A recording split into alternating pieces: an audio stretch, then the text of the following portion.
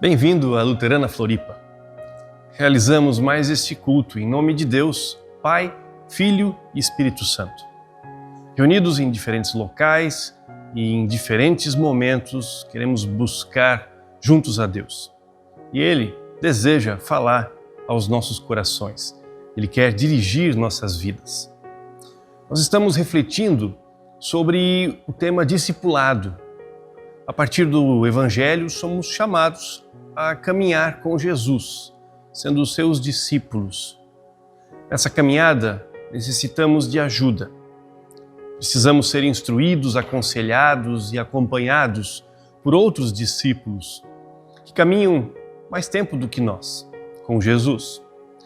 Nesse processo de discipulado, nós amadurecemos e aprendemos a confiar mais e mais em Jesus. O próprio Jesus nos ensinou, dizendo assim: vão e façam discípulos de todas as nações, batizando-os em nome do Pai, do Filho e do Espírito Santo, ensinando-os a obedecer a tudo o que eu ordenei a vocês. Esses ensinamentos de Jesus, que somos chamados a passar adiante, são muito mais do que algumas histórias e discursos do nosso Mestre. São, na verdade, uma forma de viver, uma forma de nos relacionarmos. Um relacionamento com Deus, mas também relacionamento com outras pessoas. Muito mais do que conhecimento, a caminhada de discipulado visa mudança de mente e de coração que se manifesta em práticas de vida.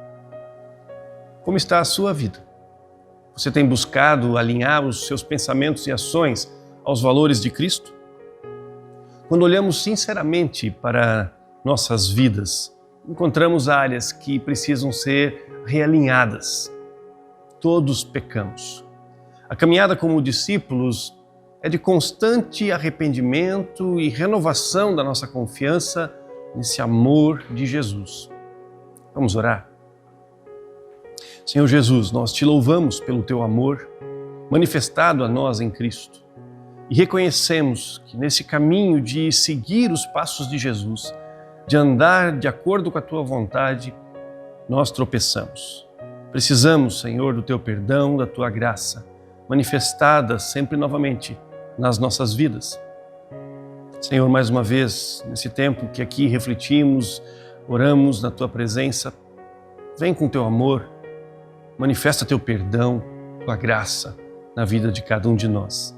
Assim nós oramos em Cristo Jesus. Amém. Jesus, com misericórdia e amor, acolhe nossa confissão. Ele nos conhece. Ele, Deus, nos deu a vida e deu a vida por nós na cruz, para que o preço desse nosso pecado fosse plenamente pago. Em Romanos, nós lemos: pois estou convencido de que nem morte, nem vida, nem anjos, nem demônios, nem o presente, nem o futuro, nem quaisquer poderes, nem altura, nem profundidade, nem qualquer outra coisa na criação será capaz de nos separar do amor de Deus que está em Cristo Jesus, nosso Senhor. Tal é o amor de Jesus. Nada pode abalá-lo, nada pode destruí-lo, nada pode nos separar de Jesus e do seu amor. Ele nos aceita por sua graça e não por nossos méritos. Adoremos a Deus por meio de Cristo, por esse tão grande amor.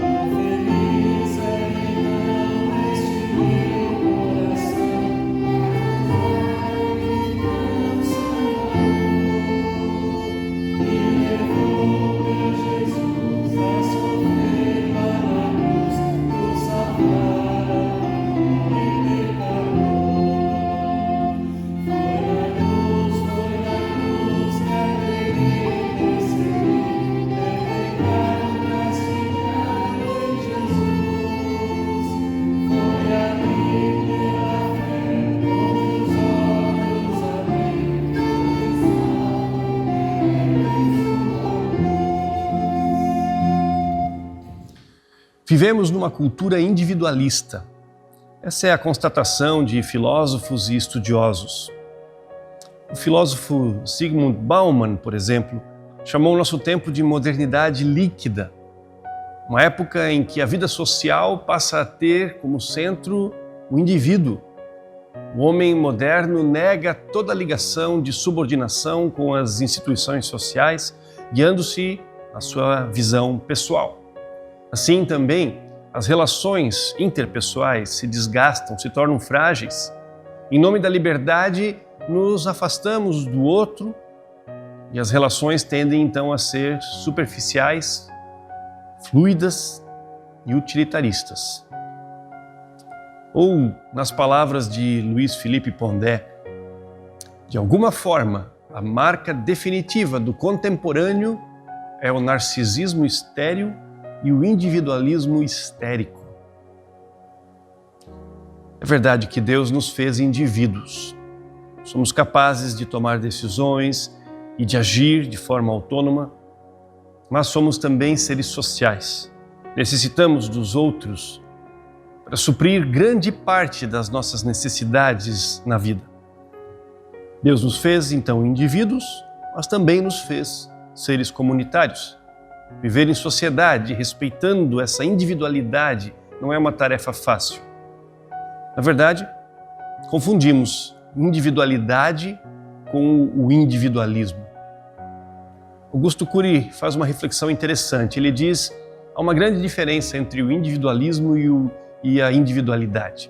O individualismo é uma característica doentia da personalidade, ancorada na incapacidade de aprender com os outros, na carência de solidariedade, no desejo de atender em primeiro, segundo e terceiro lugar aos próprios interesses. E, em último lugar, ficam as necessidades do outro. A individualidade, por sua vez, ele diz, é ancorada na segurança, na determinação, na capacidade de escolha. É, portanto, uma característica muito saudável da personalidade.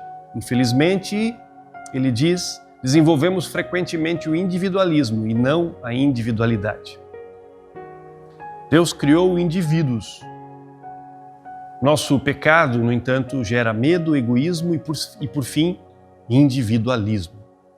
A fé cristã é também vivida nessa tensão. Somos indivíduos amados, valorizados por Deus, como seres únicos, com dons, talentos, gostos, características específicas. E fomos redimidos por Ele.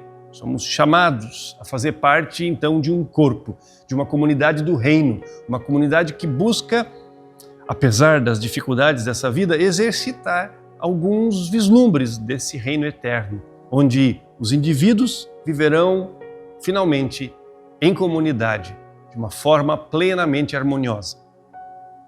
É verdade que um equilíbrio perfeito só será possível na eternidade.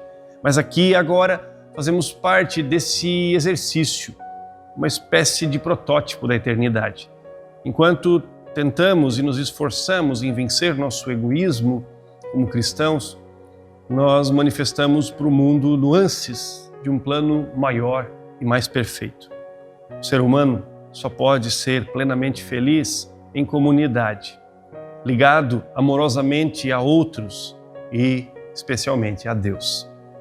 Citando mais uma vez Augusto Cury, o individualismo é amigo da solidão e ambos fecham as portas para a felicidade. A fé cristã propõe uma alternativa ao individualismo.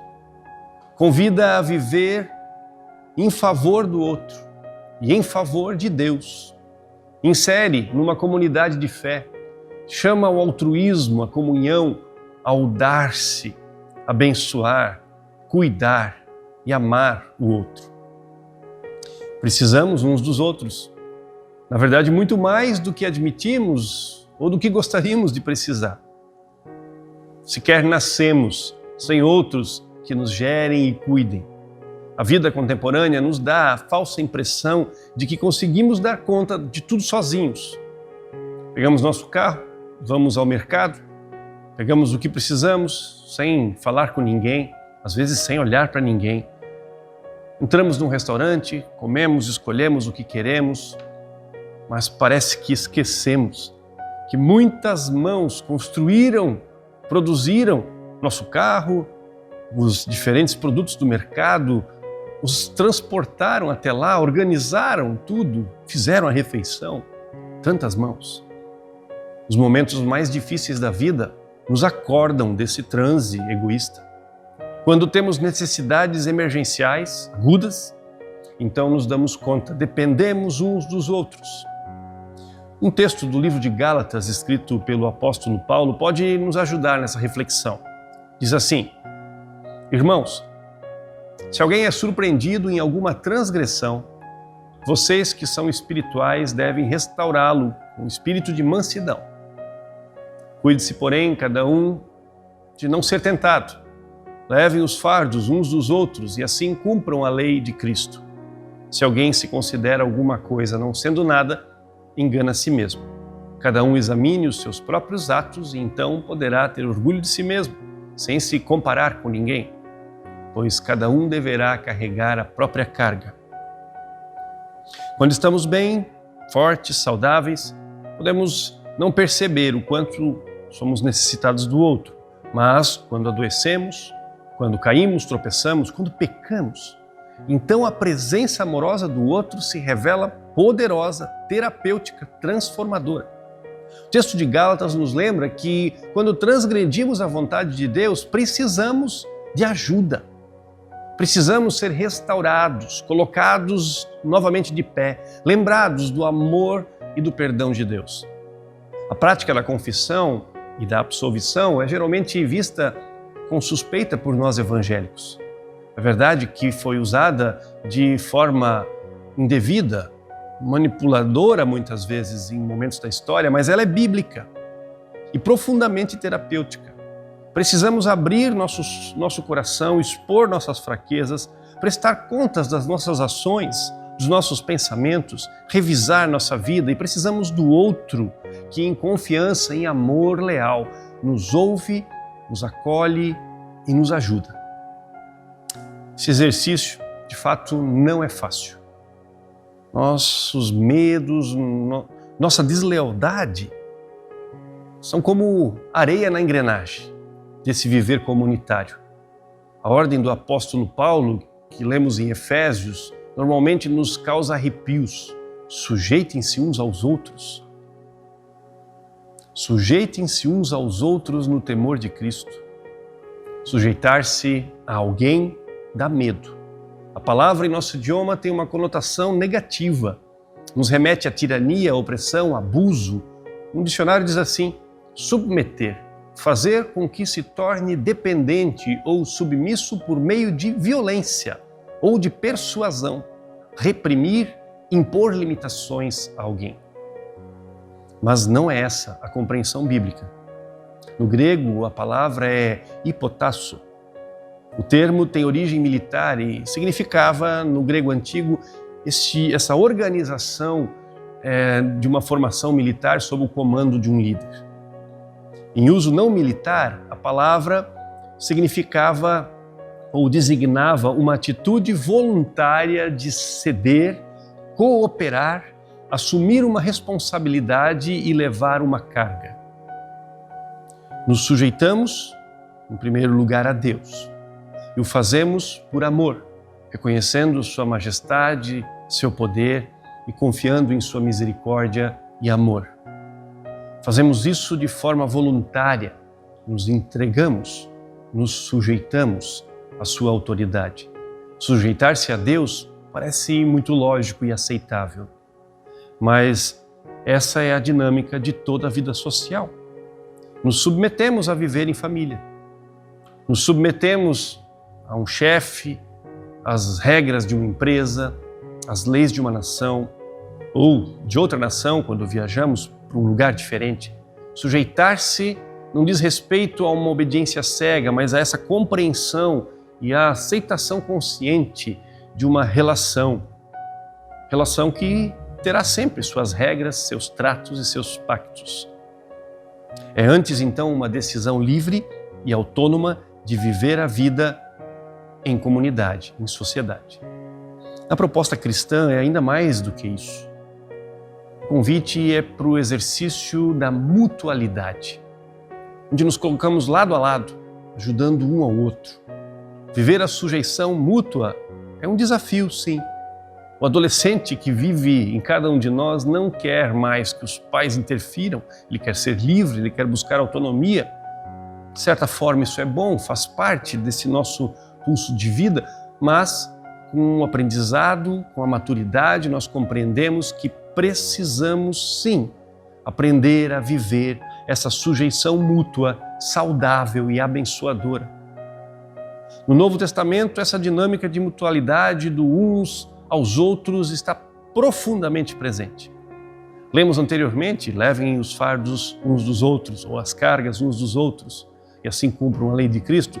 Lemos antes, sujeitem-se uns aos outros no temor de Cristo.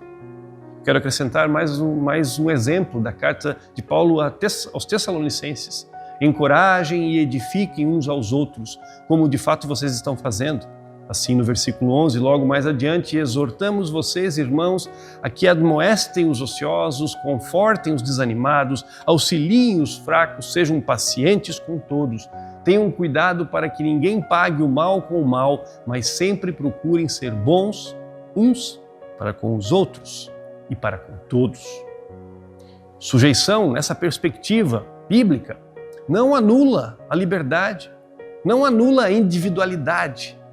É uma relação respeitosa, amorosa. Na verdade, essa relação de mutualidade, ela justamente vai adoecer quando existe arrogância, superioridade e controle. Aí sim, ela se torna opressiva, manipuladora.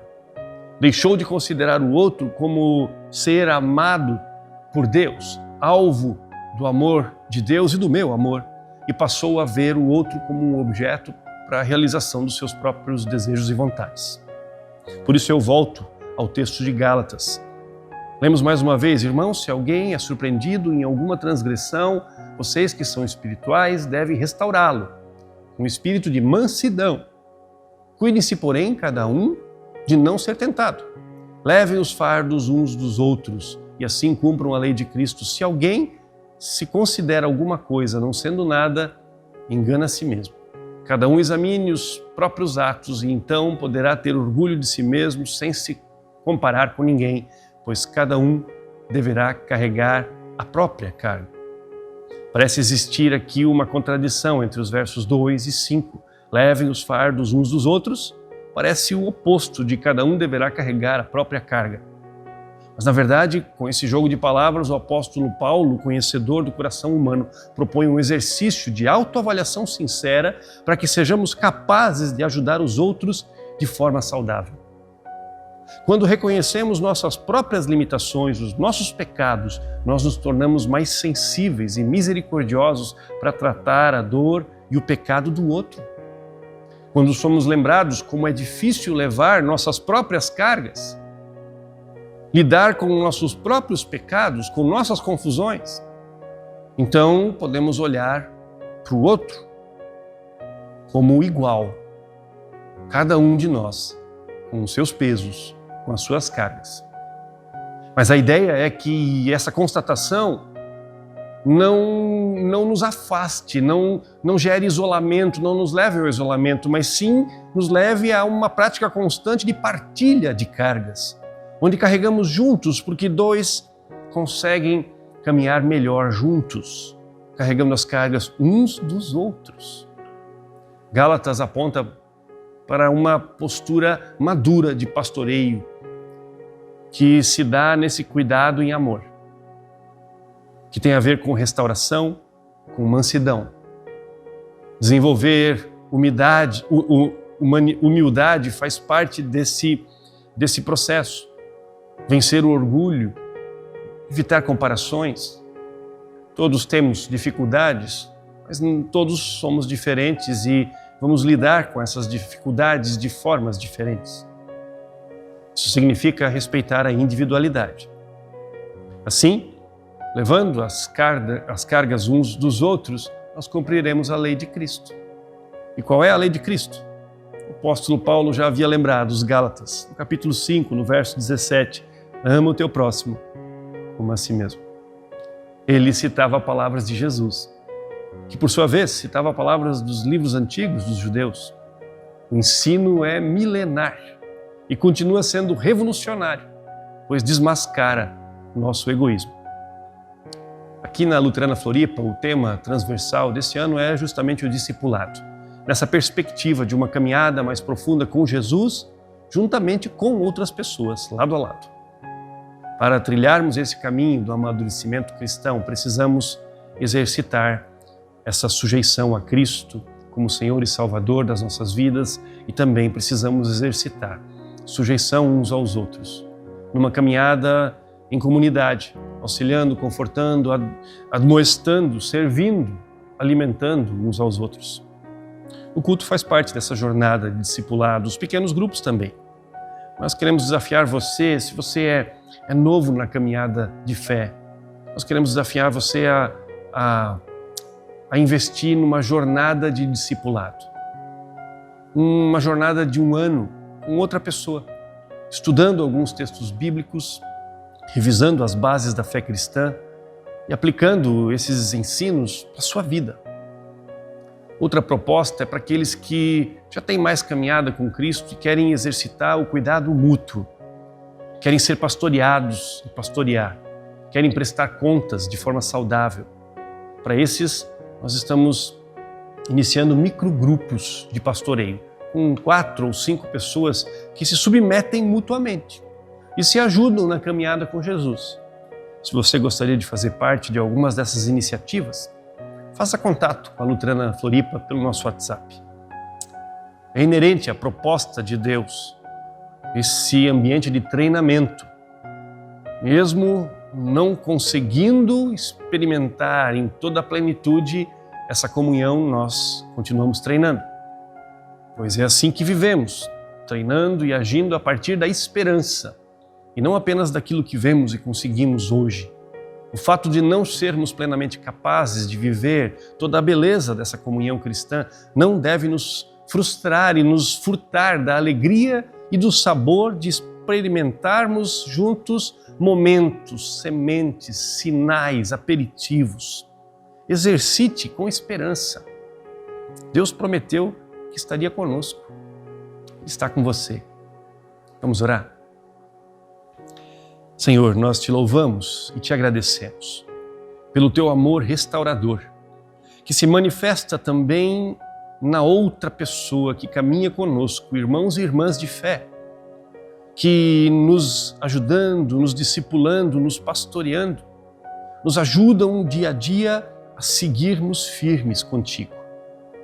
Senhor, obrigado porque podemos viver essa experiência, mesmo que ainda de forma parcial, mesmo que ainda com tropeços.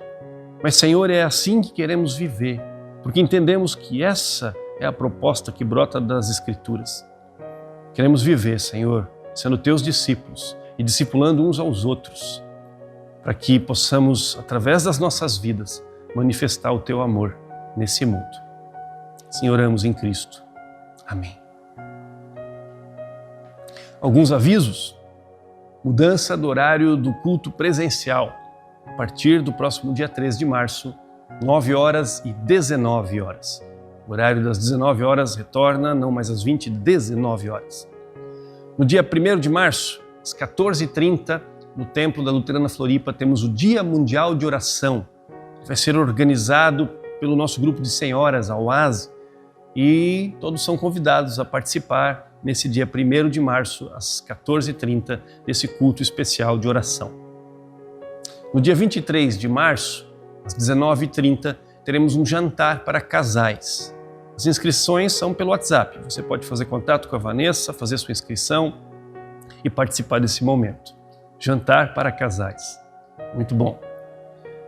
Que Deus abençoe, que Deus cuide de você, que Ele manifeste o seu amor e a sua graça, que Ele faça brilhar o seu rosto, que Ele te dê paz e que Ele te conduza a essa vida em comunhão, essa vida partilhada, essa sujeição mútua em amor e em reverência, para que Ele seja glorificado.